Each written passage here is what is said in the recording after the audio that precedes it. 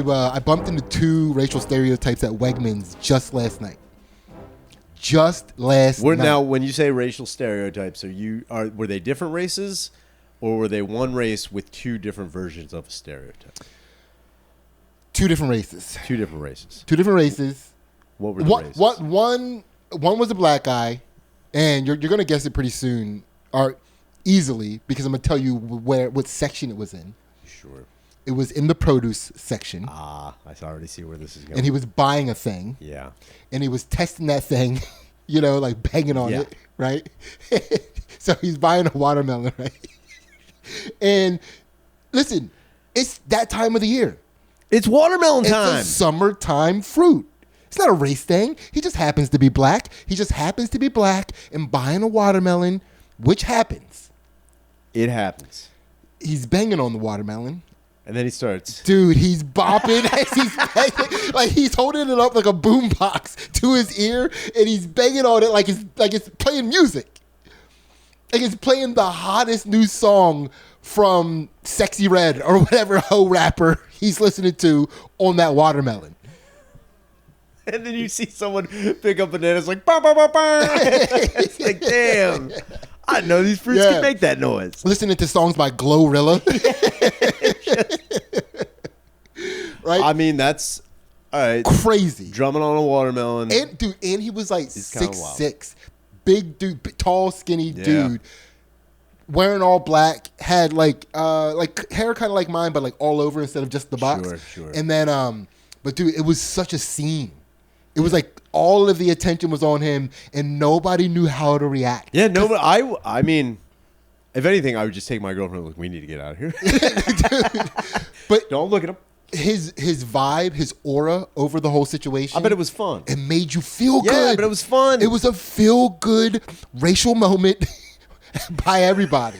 Like it was like he made you want to bop. He's banging on watermelon. You see me air guitaring flour like. I'm like Santana coming out of nowhere. Like strumming on zucchinis and shit. It's like, I know what you're about, dog. Somebody's singing into a cucumber in the background. He laid down the sickest beat on that watermelon. Oh, you don't know the Fruit 5? It was crazy. Yeah. We all just came out of nowhere, and you know what? It'll never happen again. Yeah, they only play at Wegmans.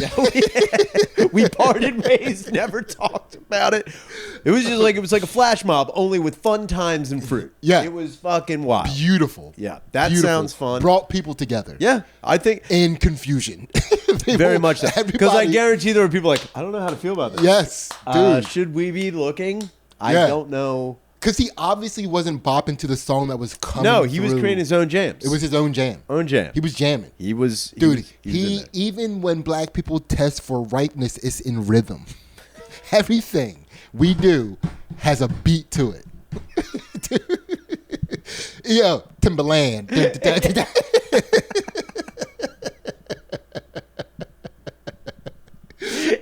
Strawberries. He starts shaking it. It's just the baby from Are You That Somebody from fucking Or he picks up and he goes, Clue. DJ Khaled. Oh. That's the one. So that was one. That was the first one. Dude, that was as soon as I entered into the grocery store, I was met with that, and now I feel good for the rest of the shopping trip. Well, I'm glad. Beautiful experience. See, that would make me, I would feel good, but I'd also be like, I don't know if I was supposed to see that or not. It felt like a private moment. It would have been like, man, I don't know if I was supposed to see that. It definitely felt like a private moment. Yeah. I would feel bad. I'm like, man, we just saw a black dude banging on a watermelon having a great time. I don't know if that was... Yeah, it's like I walked into a bathroom stall without... Straight up. It's like I saw the sneakers underneath. I shouldn't have opened. Yeah, you should. I shouldn't even have tested. He looks around. Like, doesn't anybody lock the fucking doors anymore? Come on. Yeah. So the second one, now grocery store trip has ended. Sure. I'm in the self-checkout line. I buy my stuff. I'm walking out.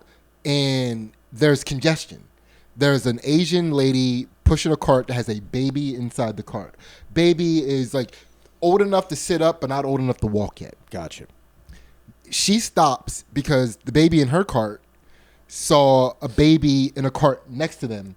There's a woman like at the self-checkout line buying stuff, and she stops so the babies can like communicate with each other. Sure. The white lady says to the Asian lady, "Oh, look, she recognizes another baby," about her baby, because her baby starts like seeing the Asian baby and being like, it's a baby moment. Baby.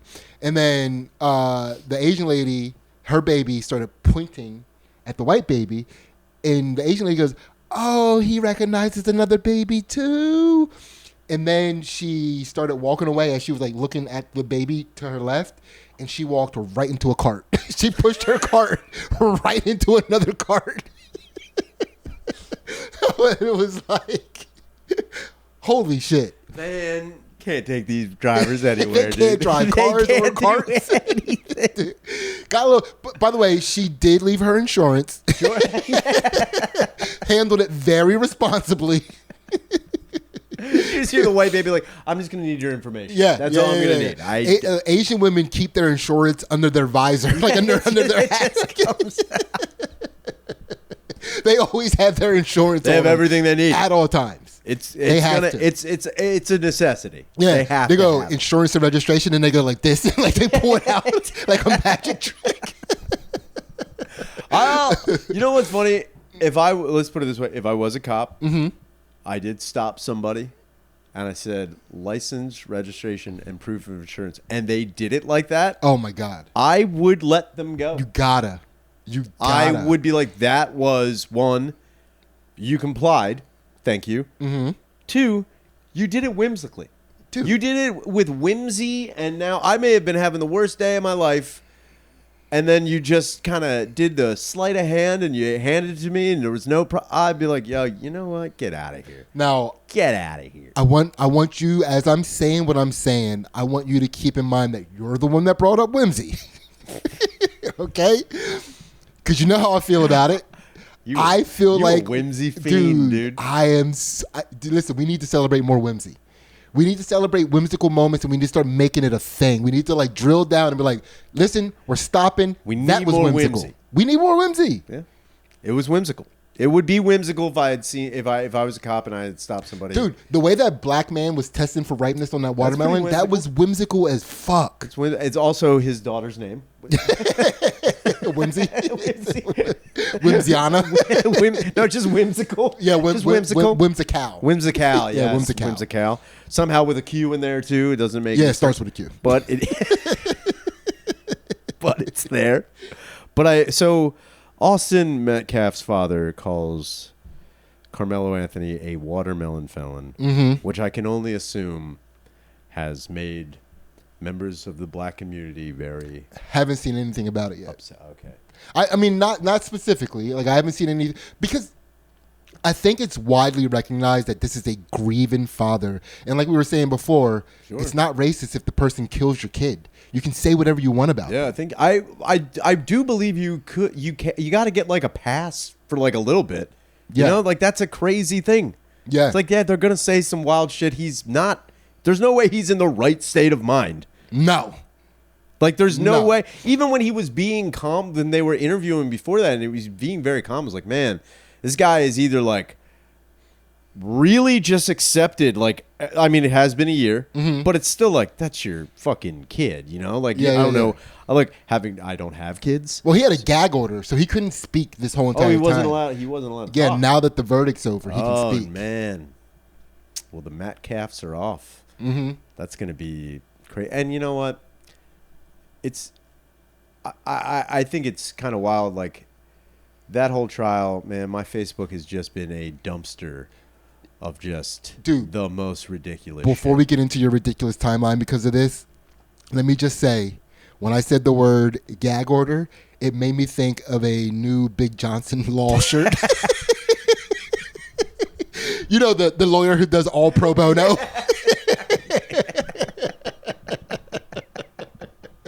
Pro bono Big Johnson. I do pro bono gag orders, if you know what I mean. Honestly, that's pretty sick. Yeah. I like that. And he's got a huge gavel. A huge gavel. And he's holding it like... It's 2 hands.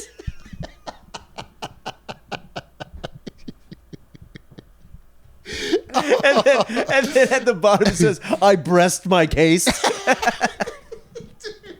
Like a hot judge is like, dude, she's a jug. She's not even a judge. The Honorable Jug Melanie. She's the jug, jury, and sexecutioner.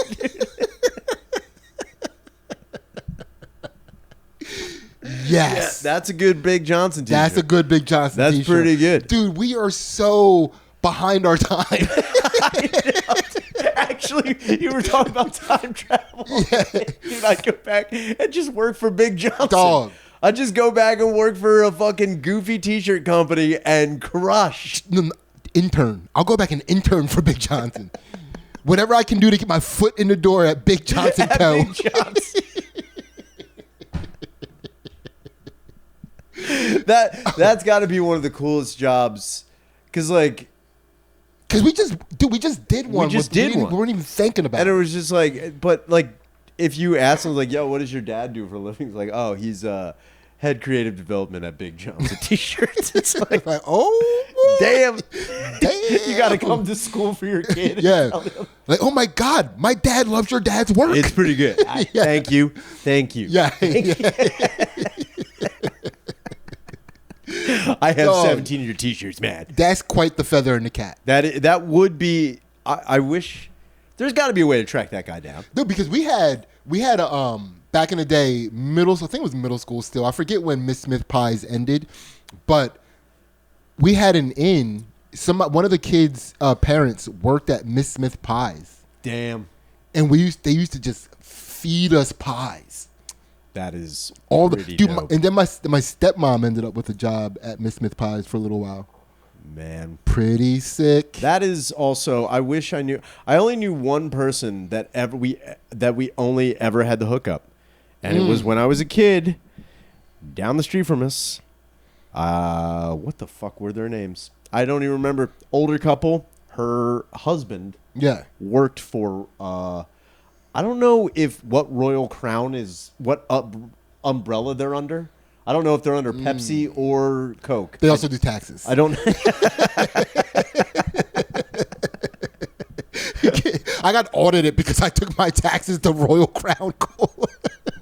It's not going well. It's not going well. It's not that good. But yeah. My finances are kind of fizzing out, if you know what I mean. Not crisp. Not crisp. Not cool. But he worked for a distributor of Royal Crown Coal. Dude, so every Halloween you just go there and you would get cans of soda. That was the only one degree of separation that I had. I think they had A-Treat as well. Because like the person that I knew worked for, my friend's mom worked for a similar company and always had RC and A-Treat. I don't doubt that at all. Yeah. Because they're both like, I don't believe A-Treat is a subpar soda. But no. A-Treat just didn't have the fucking money to like do. Could you imagine A-Treat A-Treat would crush. They didn't have the budget for it. They just didn't have the budget. Dude, you know why? Because they were too focused on making good soda. Yeah. They didn't need the fucking flashiness. For cheap too, by the way. Oh yeah. Cheap as shit. On a child's income. on a child's what about not salary? Dude. Allowance. Goodness gracious. Which, by the way, proves that I don't give my kids an allowance. I don't even know the word. But yeah. I mean, A-Treat, it's a child's income. A child's income. Yeah. What's your kid bringing in? Oh, my kid makes A-Treat money. Oh, he's got A-Treat money? He's got A-Treat money. So 50 cents. Yeah. So literally 50 whole cents. Don't even put a time period next to that. Yeah. So 50 cents. 50 cents. That's it. Yeah. Just 50 cents. Yeah. He every bought now and again. 45 A-Treat sodas this year with 50 cents. He blew it. Yeah. He's actually in debt. Yeah. He's underwater on A-Treat right now. He's going to be audited is what he's going to be. Yeah. He's in bad times. Yeah. But yeah, the A-Treat, I don't think they didn't need the flashy fucking commercials that Coke had. No, they were delicious. Didn't need it. It was so good. The only thing they would have had to say in their commercials is like, we use way more than the legal limit of sugar. That's why they couldn't have commercials. Legal wouldn't let them do it. The Big Johnson law firm wouldn't let them do it. I mean, I can already think of a great... See, like, now the times have changed, and commercials are a little bit more risque now. They're a little bit more... They're towing the line on good taste or whatever. I think a good commercial now... We could bring a treat back. Yeah. Where it's, a guy walking down the street with a can of a treat, and he's looking at people, crushing Mountain Dews or fucking Coke or Pepsi, and then he's just like, don't be an a-hole. A treat. Yeah. Have a treat. But, okay, so I have to say this because people that are in the know are probably going to be losing their mind. I never saw a treat in a can. It was always the plastic bottle. So the a treat cans, the only time I ever saw a treat cans were at certain gas stations in Royersford who had and they had Coke, they had Pepsi. Yeah. But it was all 50 cents. But like, you see an a treat sarsaparilla in a fucking vending machine, you're getting the sarsaparilla. Yeah. It fucking rules. The a treat birch beer fucks. Grape soda fucks. The fucking regular cream soda, the red cream soda, get the fuck out of here. Yeah. Best. So wait, so what other, did you know other people that had sick hookups? No, that was the soda. Like, even if you didn't get the hookup, but they got the hookup. Yeah. Like, what was your most envious knowledge of somebody having a hookup? It was actually between 3 people. And now, a few times we did reap the benefit, but it wasn't like a constant thing. But when it happened, it was like, yo, this rules. Yeah, a little trickle-down hookup? Dude, every now and again. Yeah. One kid, Dan Nelson. Okay. His father was the son of the guy who started Nelson's Ice Cream in Royersford. Oh. Dude. Yeah. Nelson's Ice Cream for a long time was everywhere in Montgomery and Chester County. Dan Nelson was the son of the son who started it. So every now and again, we would have like ice cream day at our school. Yeah. It was all Nelson's Ice Cream. Dude, it was just tons of it. It wasn't just like every kid gets one. It's like, no, here's like 80 fucking... Yeah. Every family gets some. You just get ice cream. Another chick I went to school with, Kim Herr. She was related to Herr's potato chips. Uh-oh. And let me tell you, like every now and again, she would just... You'd get some shit. Yeah. You wouldn't get all the shit, but it was like, yo, we know... She gonna be bringing them chips. We know we're gonna be getting them cheese curls. Let's get them cheese. We're gonna get them barbecue fucking chips and maybe that sour cream and onion. Oh, you get them sour cream and onion. The crisps. And but the sour cream and onion though. There was another, and again, they weren't related. However, it was pretty sick. This kid named Tyler. His father had 2 Domino's Pizza franchises. And let me tell you, anytime there was a party at Tyler's house, dude, Domino's out the ass. Dude, that's pretty sick. That's pretty sick. That's what I'm talking about. I was bummed, though. I was always bummed because I never met a kid growing up whose father or mom's worked, father or mother was in charge of any type of, like, toy company. Yeah. I never met that. To this day, I don't know if people who work for toy companies actually have children. I don't know if I've never heard of anybody being like, yeah, my dad's head of this. Yeah, I don't think they legally can make kids. I don't think they can. Yeah, I don't think they're allowed. We're kind of worried about your interest in making toys. Got to put you on a list. We've seen what you did with the action figures. Yeah. We're kind of concerned. Yeah, I've never met anybody whose dad or mom worked for like Galoob or Playmates or fucking Mattel or Hasbro. I never met anybody who did that. I'm not saying they don't exist. They have to exist. But I've never met anybody who had a toy hookup. I never even knew any fucking kids whose parents worked for a toy store. Honestly, I can't even tell you. There had to have been. Yeah. There had to have been, but I never even met them.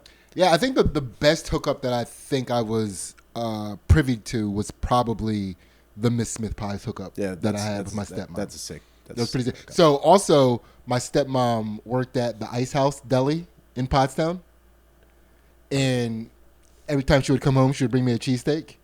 Awesome. That let me take it back. The Ice House hookup, that was the hookup. Especially when it was the Ice House was such a big thing to me when it first opened. I still remember the phone number. I'll never forget their phone number. You know the Ice House's phone number? Yeah, 610-326-9999. Call them up. Best cheesesteaks on the planet, in my opinion. The only other hookup I remember getting, so my mom, she had a friend who worked at the Genaurdis in Royersford, and she worked in the bakery department, and if you don't think my younger brother and I were getting 3 to 4 cookies, free cookies. Let me get them old cookies. I'm telling you. We would just go up and she'd be like, oh my God, the boys are here. Usually kids get 1 cookie. Yeah. And here's some cookies. It was, yeah. That's sick. I'm going to pluralize them for you. Yeah. Yo, girl. You getting plural and it was cookies. Like, it was wild because like we hated going to the grocery store with our fucking mom, but we had to. She just had to take us everywhere. But when we knew we were going to Genaurdi's and we were like, we'd be like, I hope Diane's working today because she'll just give it. Now, she wasn't always there, so we'd settle for the 1 cookie. But, man, anytime you saw Diane, motherfucker. Dog, my 2 major hookups that I got to use frequently, one, my grandmom worked for the school district. So her and her family, everybody in her family, we got into all of the school events for free.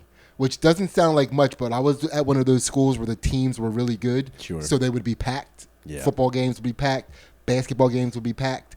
And, I would use them. So I would use the hookup so much that they would punch your card because you would have each person would have a limit on how many they stopped even asking me for my little card. That's great. They would just let me in the games and stuff. So that was pretty sick because I would go with friends. Sure. And they'd have to go in line. And because like, I had the hookup, sorry. I'd go up to the people and be like, I'm here to do the thing. And then I'd have to wait for them to come in. So that was pretty sick. It was like royalty. Yeah, that's nice. So it's the like other a hookup. Carte blanche. My dad worked at Flags. Flags. It was like a steel mill in Boyertown area. Okay. If you worked there, everybody who worked there, their family was covered under Flags pavilion at Dorney Park. Oh, yeah. So anybody that worked there, nobody had to pay for admission at Dorney Park because Flags did like a flat rate, and that was a amenity for people that worked there. Yeah. And I would I think I talked about this before. Anybody in my neighborhood that was going to Dorney, all I needed was a ride. Yeah, and you can just get. That's all I needed because there was always. I don't need to hang out with you guys. Not at all. Because there's take me there, take me home. That's all I need. Because once I got there, the pavilion, there was always somebody from Flags grilling. Sure. And because I was my dad's son, Bobby Towson's kid gets to eat for free. That's a pretty sweet Dude, deal. the best. Dude, it was an amusement park. I had free reign. I would just show up at an amusement park. Dude, that's the best thing you could ever ask for. Yeah. I mean, as a kid, that's a pretty simple.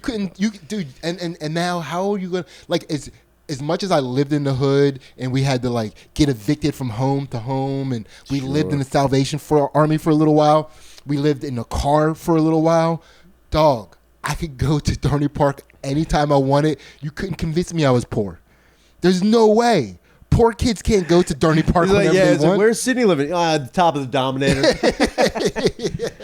They just opened up Talon. Yeah. He's actually been hanging out there for he's trying to get a place at Hercules, but it's packed right now, and they have a really stringent process for getting in. Yeah, he's got a TV on El Toro. It's weird. How did he get it in there? I don't know how he got it on the fucking thing. But I wish we had like more stuff like that. The only time I ever got hooked up was like my dad every now and again. He didn't like know police, but the police knew him.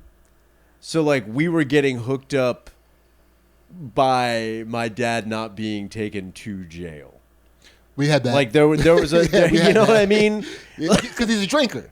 Because he drinks with those. They drank with each other before they were legally allowed to drink, and then eventually they became cops. Exactly. But they're like, he's a good guy. Yeah, Tommy's not a bad guy. Not a bad guy. But you know you can't be doing this. Yeah. you're with your children. Dude, the amount of times that the cops drove my dad home. Dude, it's wild. Where Yeah. you get in these situations where, I mean, my idea of like, oh, you just got to be like good with these dudes. Yeah. But like that changed Yeah. as I became a teenager because now the cops were totally different. But like in the early 90s and late 80s, all the cops in Royersford and Springs, they were like old-timey sheriffs. They knew everybody. Like they knew, and these were older men. Yeah. So these weren't guys that were like Older men, not aldermen. That's a whole different thing. Yeah. But they knew everybody. Dude, I remember getting pulled over in a van with my dad who had a beer in his hand. He's like, oh, God damn it. And Yeah. the cop comes up and he's like, Tommy, what are you doing? My dad's like, look, I will finish it and I will take them. Like, just very like, they're not far from where they need to be. Let me just do it. And they're like, don't do this. It was more like a, just don't do this again. What are you, it was more, they were shaming my dad. Yeah. And I will say my dad did feel ashamed. He was like, man, that was very stupid. It wasn't going to change his fucking, he's still going to do it. So one time my dad, as a person who partakes in spirits as much as he did, lost his license. Yeah, it's going to happen. You get a couple DUIs, it's going to happen. That will right? happen. So now he's riding a bike. Sounds just not as dangerous, but drunk on a bike is a motherfucker. Dude. So he's constantly getting pulled over on his bike because he has to drive his bike to work, drives his from work directly to the bar, then from the bar home. Yeah. The bar, now this is when I'm going, I don't live with my dad, obviously. I'm black, but I'm going to go visit him at times. And Sure. So go there on the Friday. My stepmom picks me up. My dad's going to be home from work. And I'll get to see him. And the bar that he would stop at on the way from work, he could walk his bike. He didn't have to actually ride. He could. It was like blocks away. Yeah. But of course, Mr. I Can Do It, Why aren't you gonna? who becomes more I Can Do It, the drunker he is. As does anybody. Right? I don't think there's ever been a, I can't do that. Yeah. I'm trying like, yeah, I probably do. No, all that. there was 1 year in my life where I drank, and I can say that I drank. It was in college. It was my senior year. And I never felt more capable of everything in my life. It's how it goes, dude.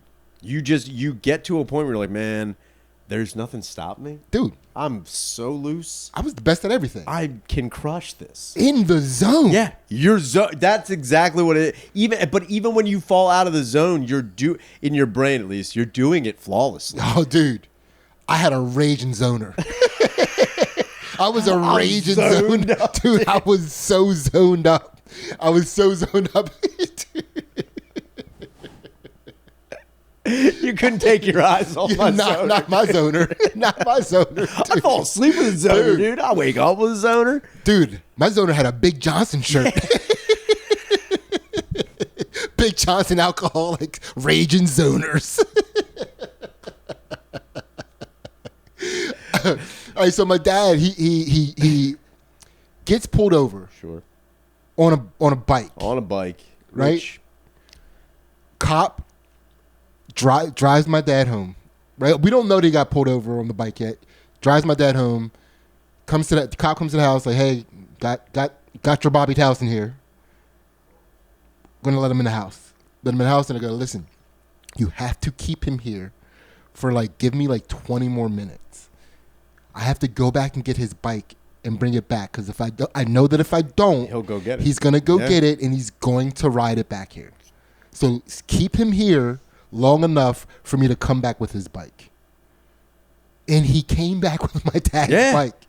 So that's what small town cops were like. That's what they used to be like. And I don't again, when I was a kid, the cops were just, it's Royersford. It's Spring City. There's nothing going on. Mm-hmm.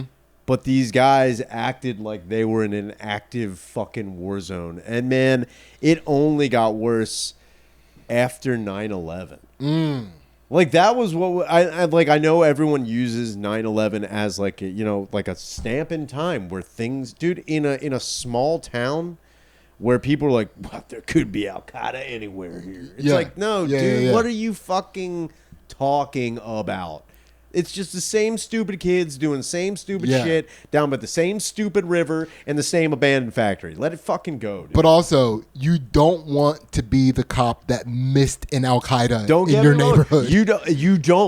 You don't. But I will say there were 3 Al Qaedas in my neighborhood. How many Al Qaedas? I thought they were just down by the river hanging out. No. Damn it. No. I think there's some Al Qaedas afoot. That's a terror cell, Simmons. Damn it. But yeah, these guys, like, you know, they treated every, like, dude, and every amount of criminal mischief or just hijinks was treated with like, yo, you know you're going to jail. It's like, dude, what are you fucking talking about, dude? I'm 13 years old. Well, 9/11, you were 13? No. I'm just saying, like, even when I was getting into my teen years. Gotcha. It's like, even before 9/11, 9/11 just, like, took it from 1 to a million, dude. Yeah. Like, it was, but, like, I was in 11th grade when 9/11 happened. Dude, the cops, they became, like, they were ready. It was like Red Dawn. Mm-hmm. Like, they were just, like, they could be dropping in from the skies. But dude, this could be anywhere. There was a lot of, like, patriotism that didn't have a place to go. Yeah, it was unresolved patriotism. I just needed somewhere to put my patriotism. Yeah, they didn't have it. Dude, because we weren't like, if I remember correctly, we weren't necessarily crushing it at world sports at the time. Like, we weren't, like, our hockey team wasn't that great. Like, our soccer, like, none of our, like, when the Olympics were coming around that time. The only thing we had, I mean, in 96, which is Atlanta.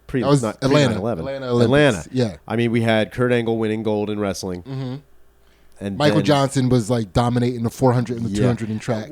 But then again, I mean, 1992, the Dream Team crushed. Carrie Strug, that fucking little gymnast who broke her ankle and then fucking went on to win a gold. That was a fucking huge thing. We were doing all right. But I guess leading up to 9/11, we weren't doing that great. And then it just fucking imploded on itself. Yeah, so I'm trying to find the result, like the 2000 Olympics. Because, like, did we have an Olympics that year? Yeah. We did? 2000? Yeah, because there's 96 and 2000. Gotcha. We had 37 golds, but basketball won, but we invented the sport. We crushed it. The Europeans didn't catch up yet. The foreigners didn't catch up yet. There'll be another little while. Little? Come on. So, beach volleyball. Oh, that with those guys. Don't even. Not the ladies. Misty May, trainer. Yeah. No, it wasn't them. Wasn't them? It was 2 dudes. Damn it. Dane Blanton and Eric Fonoimoana. Well, one sounds sexy as hell. The other look how close was I? Oh, wait, hold on. Fonoimoana. Yeah, you're all right. Right? That's a wild ass last name. That's a crazy name. That's a name you say fast so you don't sound like you're saying it wrong. Fonoimoana.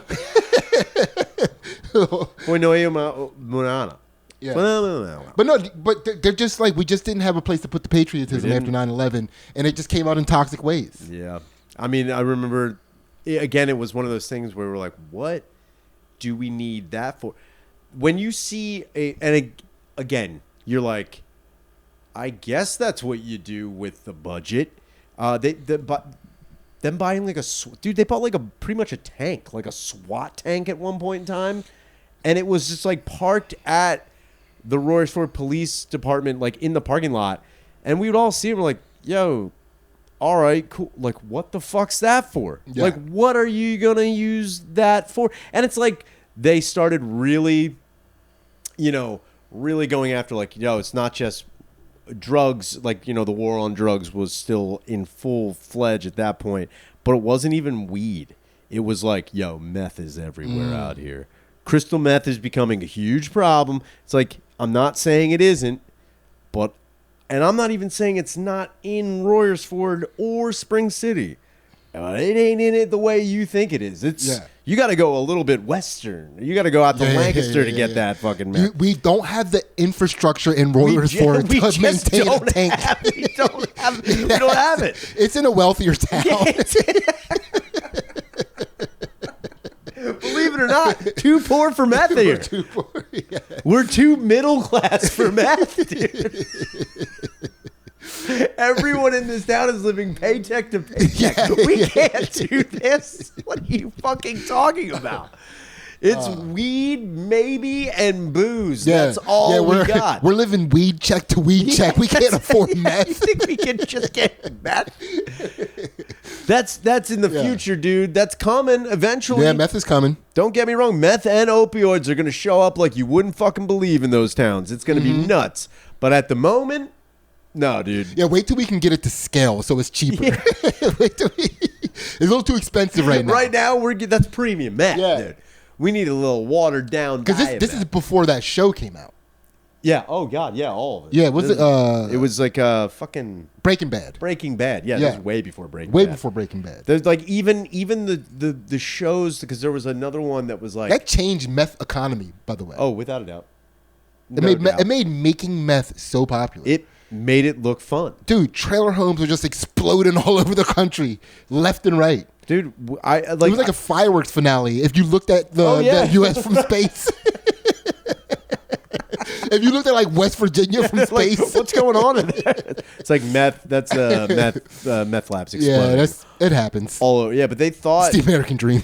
They thought there was gonna be like, I mean, I guess they were anticipating something like that, but like there was no great invasion. There was no terrorist attacks. There was nothing like that. And the only thing close to anything we had like that was so pre 9/11 that I remember, like I was in elementary school. There was a pipe bomber in Limerick. I remember the pipe bomber. The Limerick pipe bomber, who apparently only made one real pipe bomb. And then the rest of the pipe bombs that they found were dummy pipe bombs. I thought none of them were real. I thought they were all. Oh, it might have, dude. I remember none of them were real. Oh, they were all fake. They were all fake, and because I think, looking back on it, ridiculous. I think the first one that was found wasn't actually a pipe bomb, but somebody because everybody was like hyped up on patriotism. Oh, of course, yeah. That it was. No, because it was before 9/11. My bad. Yeah, it was way before. But 9/11. Dude, I don't. There was something was in the air. I don't remember that time. Something was in the air that made everything like everybody was like on edge. It was Unabomber. Yes, it was the Unabomber. It was the Unabomber era. It was the Unabomber. So I think the first one wasn't because it was like in a field. It was in Limerick. a field in Limerick, and then someone found it, and then in Royersford they found a pipe bomb by fucking Dairy Queen at the Parktown Plaza, and then he was and this was so also crazy. That was probably you and your friends. It might, dude. It that was probably anybody. You guys probably left a canister. You found a canister, and we just left it. Which, by the way, keep the canister. When do you come across the canister? Yeah, it was pretty sick canister. Dude, canisters are sick. Metal canister with that flat lid, dude. Come on. Kids my son's age have no affinity towards canisters like we did growing up. They don't get it, dude. Canisters and thermoses.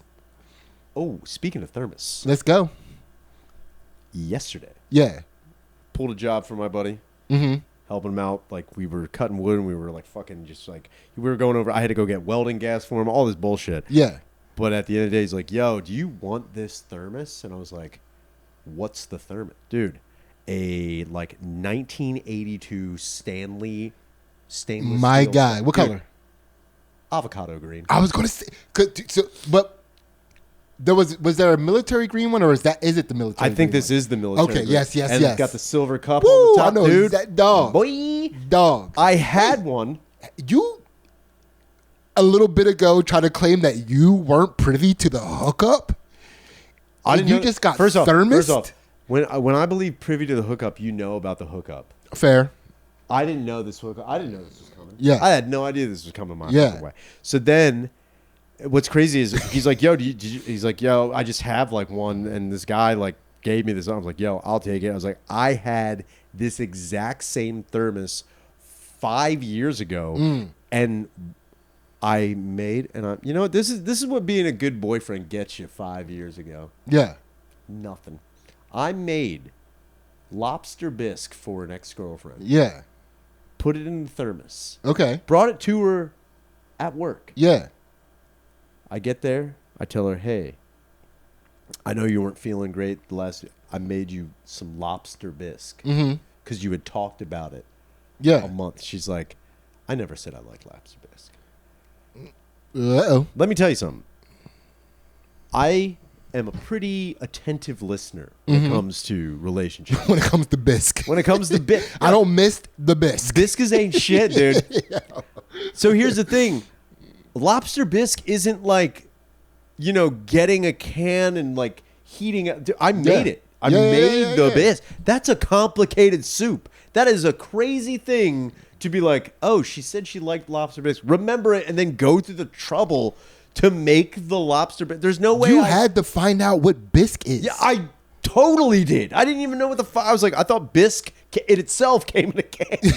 And you just added it. Where do I find the bisque? I was like, do you have any bisques? I thought it was like fucking broth. like broth. Yeah.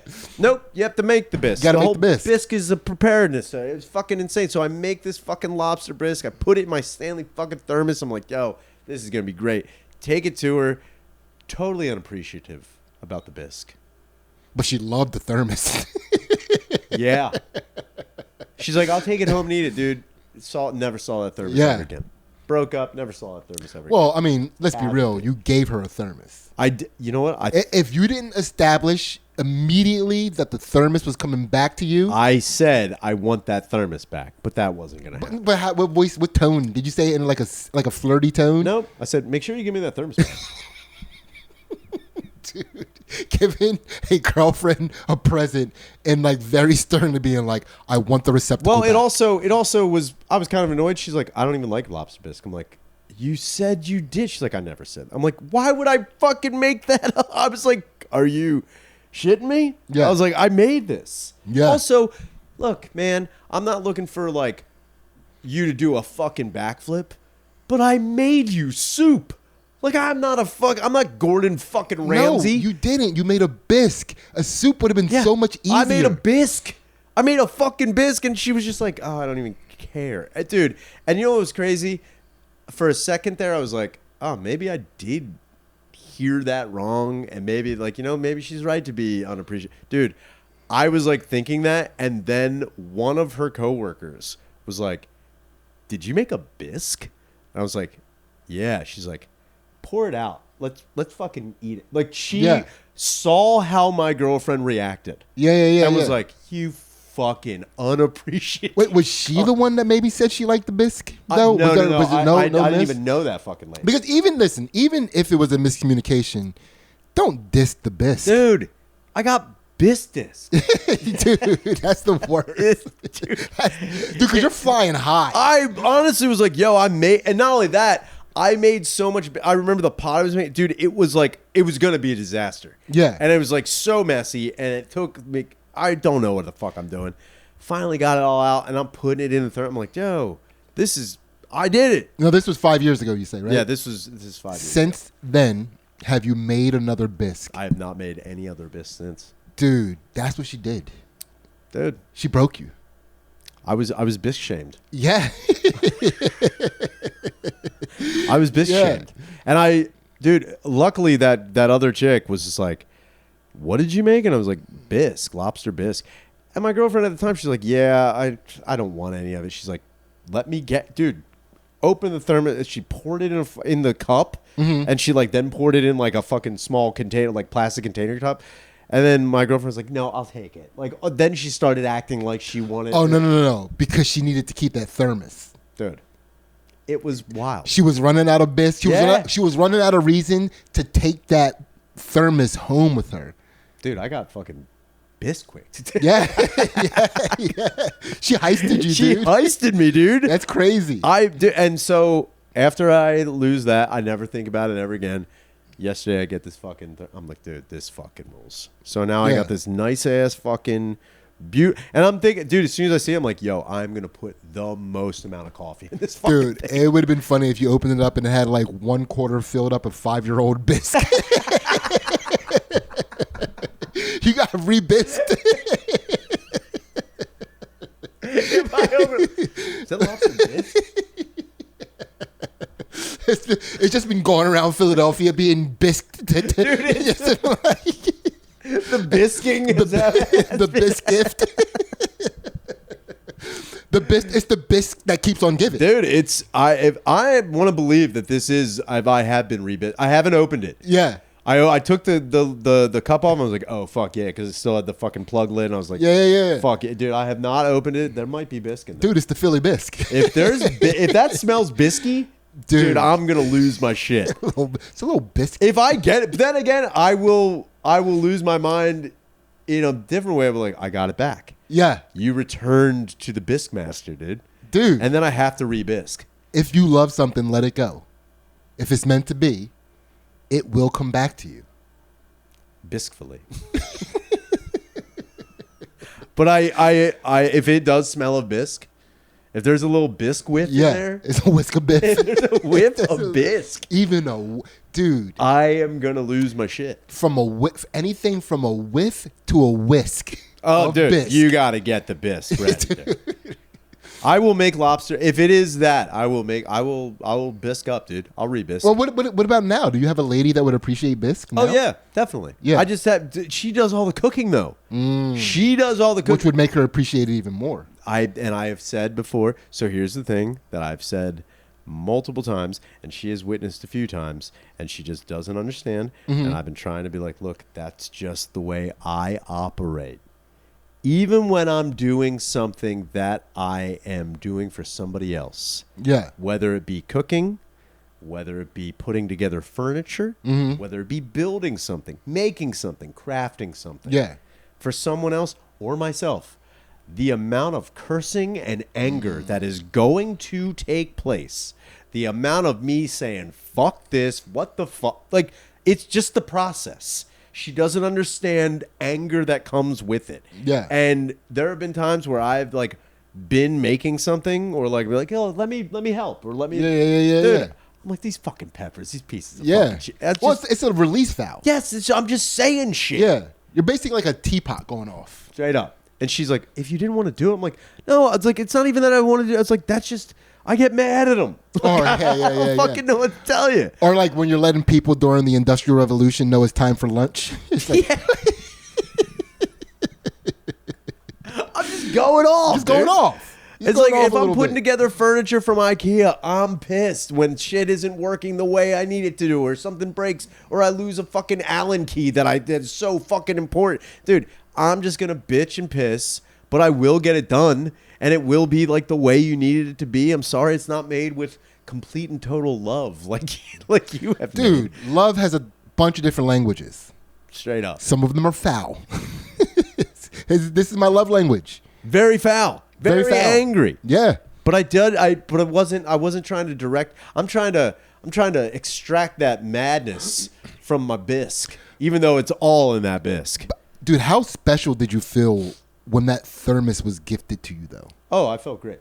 I was like, wow, this is... And part of me was like, I didn't do anything. You know what it was? I also felt, that... Not suspicion. I was like, I didn't do anything to deserve this thermos. I was like, I didn't do anything for the... What's the angle? Yeah, what's the catch? What's the cat? Yeah, I was like, what are you trying to get out of me? You don't just give away a cool thermos like I don't like where this is going. Yeah. This is like a fucking, I'm in your pocket now. Yeah. I'm in your thermos. Yeah. This isn't just my thermos. This is our thermos. Yeah. And I am trying, I was like, what I do? He's like, nah, dude, I have another one. I have too many. There's too many thermoses. Which is great. Dude, he's a god. He is Thermos. He has to get rid of half of his thermoses. He just snapped the finger thermies. and you appear and you get a thermos. He has to get rid of half of it. I have too many thermoses. Yeah. Which is a crazy problem to have. And when I got it, I was like, oh, sick. And it was one of those things, as soon as I was holding it, I was like, dude, I'm going to put so much coffee in this. Like, that was the first thing I was like, yo, so much coffee is going in this. And I never have to worry about it. It'll be hot when I need it to be hot. It'll be cold. That's another thing about those Stanley fucking thermoses, those old school ones. Dude, they keep shit so cold that it is crazy. Mm-hmm. I've tried to pour stuff out that I put like tons of ice. Dude, it froze the fucking thing. Yeah. On the end, I was like, now I can't even. I barely drink this fucking thing. They are the sickest fucking. It just keeps things the temperature they are. They need to be. Yeah. It stays, and it is the best receptacle in the world. And I don't think that. I know one better. Oh, two. Mouth and South Mouth. But other than that, yo, a girl, thermos. Let me see your receptacles. Yo, let's see if you can keep it the same temperature. Let me see if you got a Stanley receptacle, girl. Yeah. Let me pop that lid off. Dude, that would be if you just hooking up with your lady, whichever receptacle it's in, you pull your penis out of that receptacle and you touch it and say, still warm. More like a Hermes. A Hermes. Jesus Christ. I think Hermes, to tell you the truth, I can't believe Stanley didn't do that with that whole new Stanley fucking steel cup thing. Oh, you mean like a fleshlight? Stanley fleshlight? No, they just... like Hermeses? You know, like they're just like, oh, it's just for the ladies. It's a Hermes. What do they do with it? Nothing. They do nothing. They're completely unappreciative. They take selfies with it. They're completely unappreciative of the practicality of such a receptacle. They go near where men do things with thermoses, and they take selfies with the men in the background doing the thing that they do. And then they leave the thermos. And then they leave the thermos. And that's, you know what? I'll take that. I would rather have an ex-girlfriend just say she wants to take pictures with the thermos. Ooh. She's like, I just want to take a picture with her. I'm like, that's fine. You better give a fuck back. I don't care. She didn't even give a fuck about the Dude, there are no group of people that's still more valor than women on Instagram. They love it. They love it. It's their thing. It's how they get immediate results, dude. Yeah. It's crazy. And like the funny thing, as a person who also wants immediate results with things, my brain doesn't go that way. Yeah. I'm like, I guess, yeah, if I took a picture with a Stanley Thermos. No, I wouldn't get him. I'm a dude. I'm just a fucking dumb dude. I don't know, man. That mustache, that shirt, Stanley dude. Thermos. I don't know. It's like counterculture going on. No. I would take that picture and then people would have the same thought I did when I got it. Like, what's his angle? That's also fair. It's like, is he staking out playgrounds? Like, what is that thermos for? You know he's not going anywhere. He's not going anywhere. He's in it for the long haul. Dude, what does his ankle monitor say right now? He's got a Stanley Thermos. That's at least 3 hours of straight stalking. At least. Dude, he's chilling. He is going to be all right. It doesn't matter what the climate is. He's good. He is good. I mean, having a Stanley Thermos is evidence for premeditation of anything. Dude, it's premeditation for everything. You know what I'm saying? Dude. Like if someone's like, yeah, he didn't mean to murder that guy. It's like, he had a thermos full of coffee. Well, never mind. He was planning to be there. Dude, even a big Johnson lawyer is going to be able to convict this guy.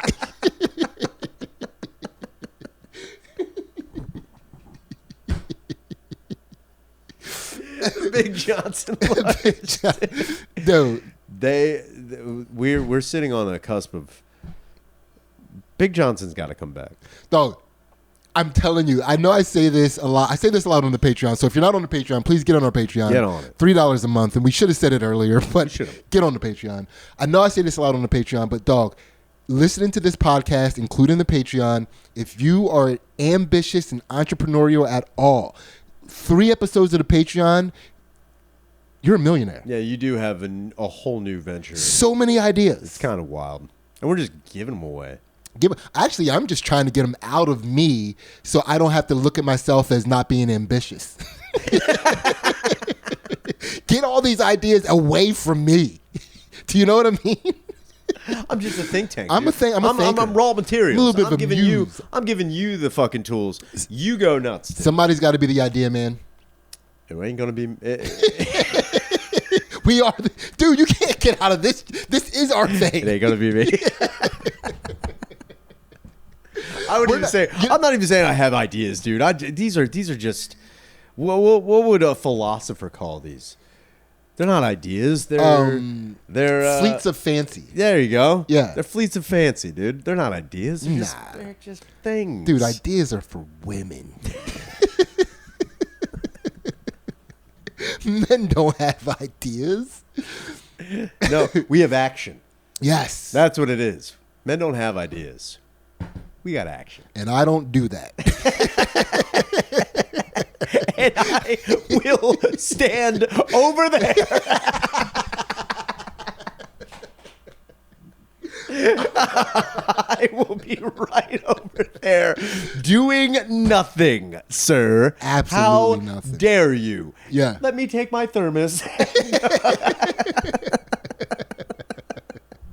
I'm also going to take this thermos as well. I don't know who it belongs to. I'm taking two.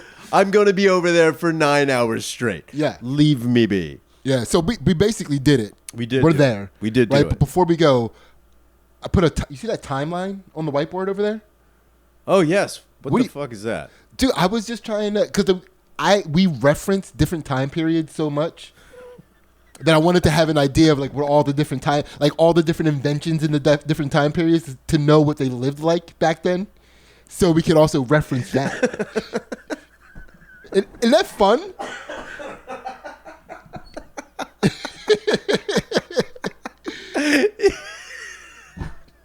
You know, it's like we're coming up on America's 250th anniversary, you know, and it's kind of crazy, you know, the first centennial, which is 1876. For those who don't know, Alexander Graham Bell telephones, you know, they each... What is that? So Alexander Graham Bell's he made an electric telephone exchange. So sorry. Now people can actually call each other instead of it just being like the two people that had his phones.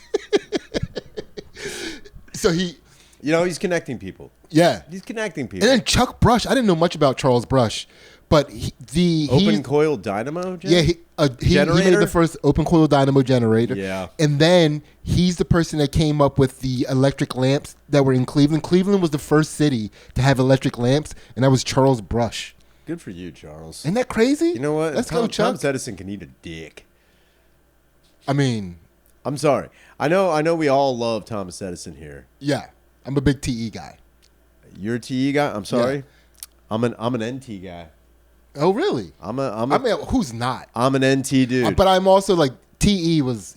TE. Look, TE has place. I think I feel like he gets villainized because of the way NK got treated. Sure. But I don't know if TE was doing he was responsible for the treatment. TE was kind of responsible. Yeah, he's kind of responsible. But then you have like, WH getting in the way of that as well. Yeah.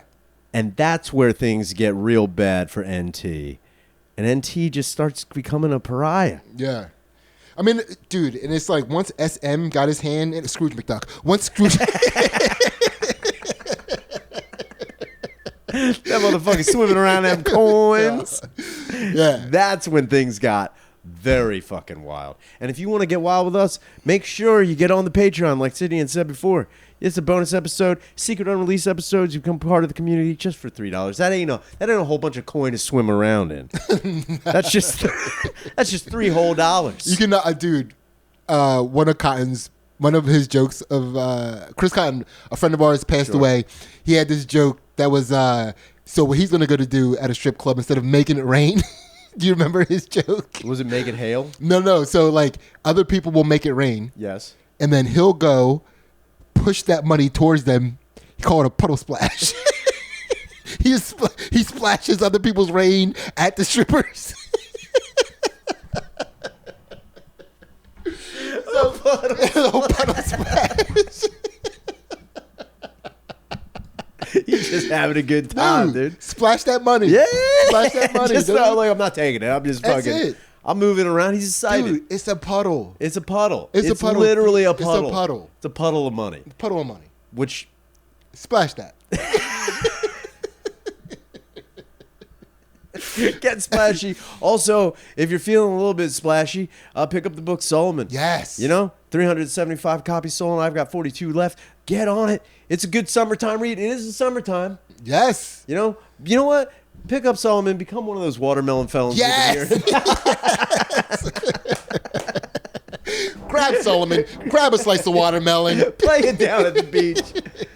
It'll be crazy. Bring your fucking Stanley Thermos along. Put some fucking buttery nipples in there. Get nuts. Get to work. You'll know what buttery nipple means if you get on the Patreon. Yeah, you'll get on the Patreon. You may have episode. missed that, but get on that Patreon. We do this every Sunday. I've been Ryan Sidney. This has been Sidney Gantt. This has been World War Fun. We will see you next time.